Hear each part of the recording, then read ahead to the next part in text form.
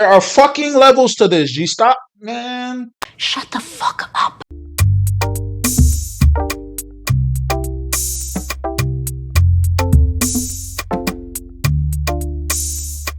What's up, world? Welcome back to Cancer Thoughts. It's your boy Better Days here. Be sure to hit that like and subscribe button on your way in. Help out your boy, guys. I'm trying to stop being broke, and the only way I'm gonna do that is if you hit that like and subscribe button for more content.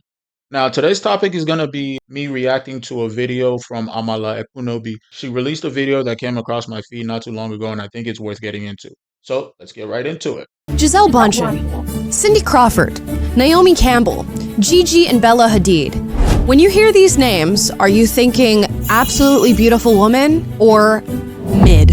Let's talk about it. I'm thinking absolutely beautiful woman, but I'm assuming people are gonna disagree with that. So without further ado, now there's an epidemic upon us. And it's a bad one, of men on the internet calling clearly gorgeous and probably objectively beautiful women mid. For those of you who don't know what mid means, it means poor quality, below average, not that attractive. I'm with it. I'm hip. And according to Urban Dictionary, used to insult or degrade an opposing opinion, labeling it as average or poor quality. Now, I see people on the internet using this to degrade the looks of women, and particularly female celebrities. This has been happening most recently to Margot Robbie with a viral tweet from a man by the name Nicholas Varola, who said, "This is her without makeup, definitely mid." Ooh, yeah. I'm gonna have to go ahead and sort of disagree with you there. Now, I'm gonna have to disagree with them there on that too. Margot Robbie's bad. She's Very gorgeous to me. she's like legitimately like an 8.5, 9. She's within that range. Anybody who thinks she's like super below that, obviously you're free to have whatever preference you have. I just think that's wrong. If you think she's anything below like a 7, you're being disingenuous and you're being angry or whatever, but she's objectively an attractive person. Even makeup, without makeup, she's objectively attractive. he was, in fact, ratioed for tweeting this out, but this is not the first time that I've seen tons of men pile on a tweet like this and agree, especially when they're talking about different celebrities. Now, this happened recently to Emilia Clarke, who starred as Daenerys Targaryen in Game of Thrones. She posted a selfie onto social media and was immediately piled on by large groups of men who were calling her mid and saying she didn't live up to the face she had in Game of Thrones. Hold on. Queen Daenerys, Stormborn, first of her name, Queen of the Andals and the First Men, Protector of the Realm, and the Mother of Dragons. Y'all are wild. Y'all are tripping, G. She's very attractive. Y'all are fucking wildin', G. Now, that picture that was posted probably wasn't the best. The angle looked like it was a little bit fucked up. And listen, that, objectively speaking, was not her best photo. But the fact that people think that she's not attractive overall is ridiculous, and I think that's a little bit disingenuous. Again, you're free to have your preferences, and people can have subjective preferences, obviously, but like women like that are, come on, guys. Like maybe she doesn't have the white hair and like the way that she had it in Game of Thrones, so it doesn't really do it for you when you see her without it. But come on, G. Which, on a separate note, whoever is in a relationship with that, you better be asking her to put on that white hair. Just saying. There's more. Here's a photo of Zendaya, who's modeled in Vogue, being compared to a McDonald's cashier, who is also very beautiful, I'll add. Or another of Zendaya. That's a fact. That's a fact. I'm gonna have to agree with that one a little bit. Zendaya's not ugly. Let's not like misunderstand me at all here. Zendaya's not ugly, but the girl that they put on the other photo right next to her is objectively more attractive. And I would go as far as to say this: if you take the fact that Zendaya is famous out of the equation, who would you just side by side, if you were most people think was more attractive? I don't think they were calling Zendaya unattractive in that photo. They were just saying the person on the right, who is just a McDonald's cashier, is objectively more attractive, and that's true. Being compared to that woman who was having some sort of mental episode, claiming that she saw somebody who was non-human sitting next to her on a flight. That mother back there is not real. And you can sit on this plane and you can die with them or not. And here's another of Margot Robbie. She's a hard 7, it says. You used to find a Margot Robbie in every Blockbuster video in 1995. What's wrong with them calling her a hard 7? What's wrong with being a 7? Like, do people not understand that like 5 is the middle? Like, even like in the term mid, like you used in this title, mid means middle of the pack. Like, that's like a 5. They're calling her a 7, which is to me above a 5. So, like, there's nothing wrong with now. If people don't think she's a 10, people are allowed to not think she's a 10. But the idea that them calling her a 7 is like some insult is like, yo, there are 7s, there are 8. There's levels to this. There are fucking levels to this. G, stop, man. Shut the fuck up. Let's continue the video, man.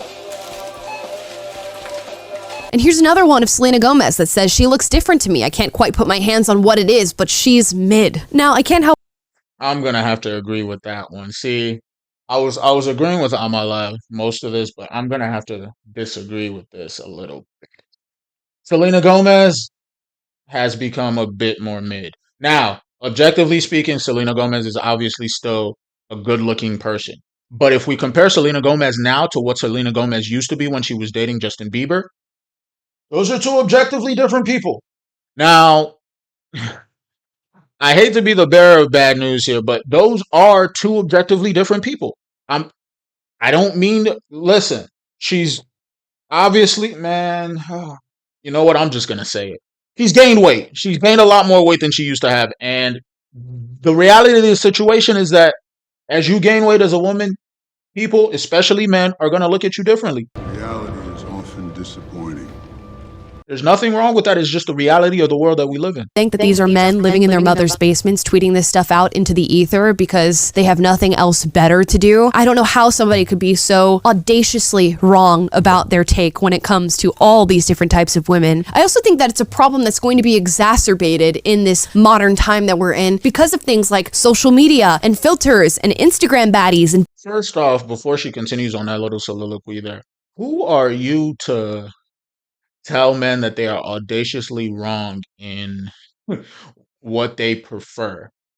Like, are men telling women that they're audaciously wrong in what they find attractive? I think it's a bit hypocritical when women say stuff like this because, one, women have, obviously, and no one is complaining about it, women have a laundry list of things that they want in terms of what they find attractive in a partner. They usually want you to make money, have muscles, be able to protect them or whatever. And I hate sounding like one of these manosphere guys because I deeply, deeply do not like resonate with what they be saying. But they usually want you to have money, muscles. They want you to be able to speak publicly. They want you to be confident. They want you to look good. They want a lot of things. And typically men just want attractive women.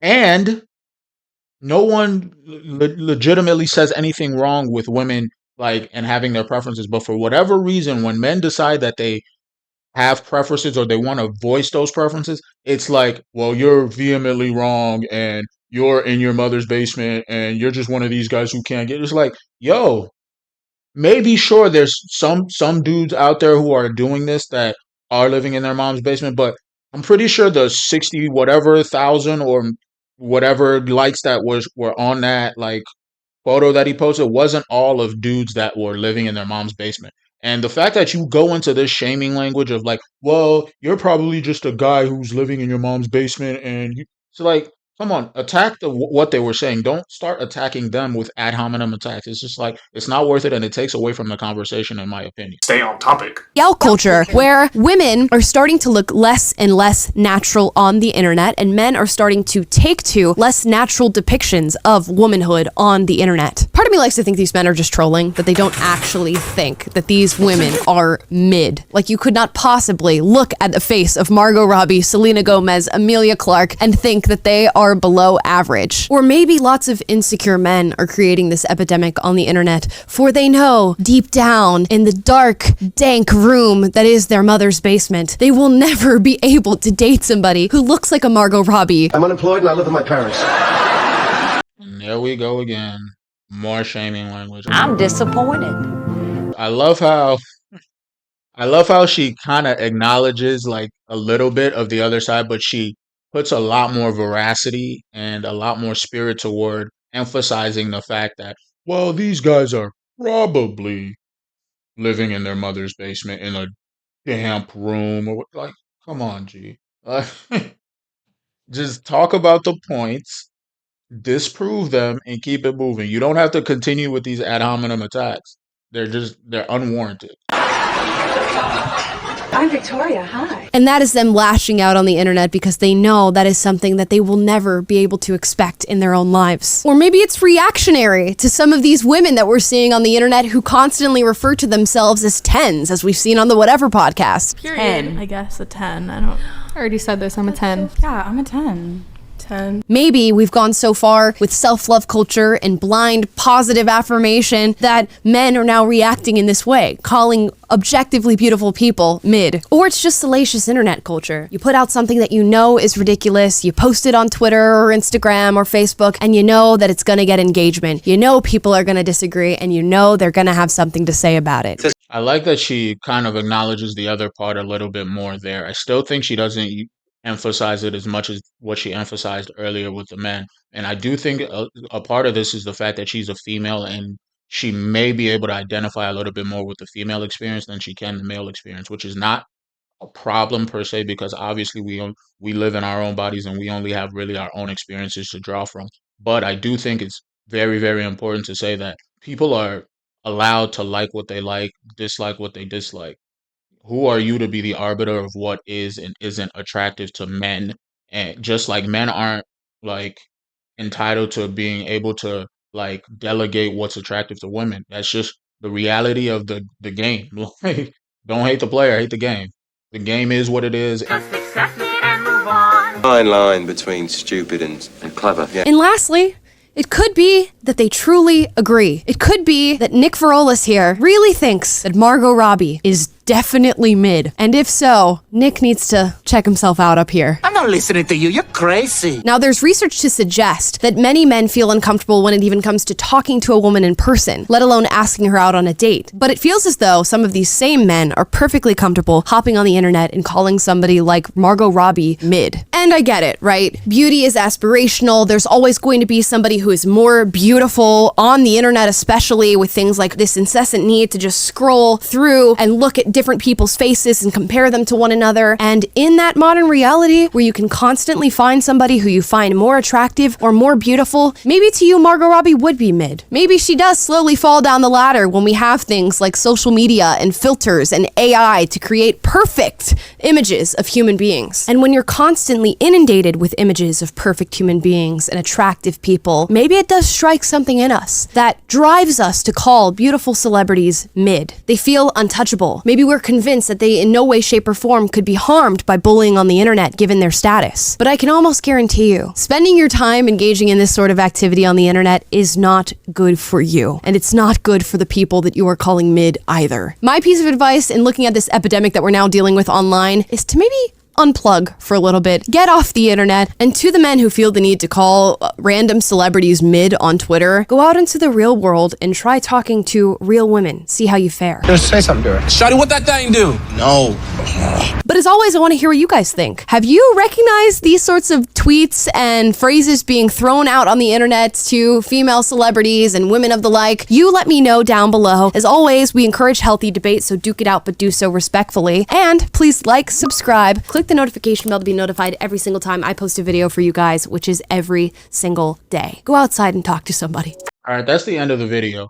Final thoughts. I do think there's something to be said about when she talks about people who are uncomfortable talking to women, but are having so much comfort in being able to go online behind their computer screen and talk shit, essentially. And there's something to say about that because there is an epidemic of that, and I do think it's completely ludicrous for people to be able to do that, and I think it's cowardly. However, here's the other aspect of this, because she goes on to say, well, go out into the world and talk to women or whatever, and I do think more men should be talking to more women, and I don't disagree with that whatsoever. However, what's funny about that is it's coming from you, a woman who's probably never in her life had to be the one to initiate a conversation with anybody, who kind of just allows things to come your way, and you can kind of choose and delegate what you want and what you don't. And I think when women tend to say, "Oh, just go out in the world and talk to whoever and see how you fare," it's like, well, that's hypocritical because you've never in your life probably had to do that. So you're saying to other people to go do something that you yourself have no experience in doing, which I think is completely ridiculous. And Sheer fucking hubris. you obviously have no experience in doing so, just on that aspect of it. Now, finally, I'm going to say this, fellas, do not be that guy in the basement who is, you know, talking shit about women online because you can't get one. It's distasteful, it's unattractive, and you're better. Just be better. Start pursuing something that will actually have meaning in your life. And maybe perhaps you will be able to get the results that you want out of life. But being online and being the angry guy who's always posting some like shitty comment or something just like unhelpful is just like, bro, really? You don't have anything better to do with your time other than to scroll on the internet and just like try to like bring other people down. That shit's terrible. And to the women who may have had any problem with what I have just said, I challenge you to go out into the world yourself, as Amala just said, go talk to someone. I challenge you to go talk to someone. I challenge you to go start conversations, approach people, even though you guys are more likely to have a success rate than men do. I challenge you to go put yourself out there and see if you can, handle rejection if it tends to happen, or see how you react to it and see maybe if you can have a little bit more sympathy for men who are in this position who do not feel like they have the confidence to go and start something, because I think it's always easy to tell other people to go do something that you yourself aren't willing to do, which is obviously indicative of the modern dating scene, because women, for as much striving as you guys have said that you've made through feminism and all of that, you still want men to make the first move. And that's probably because you're afraid of rejection and you're probably not ready to handle it. So you want men to put themselves in that position instead. If you liked what you heard today, be sure to leave a like and subscribe to the channel. If you didn't like what you heard, thanks for watching the whole video. Consider leaving a comment in the comment section and telling me exactly what you disagreed with. Either way, thanks for joining me on this video, and I'll see you guys on the next one. Peace.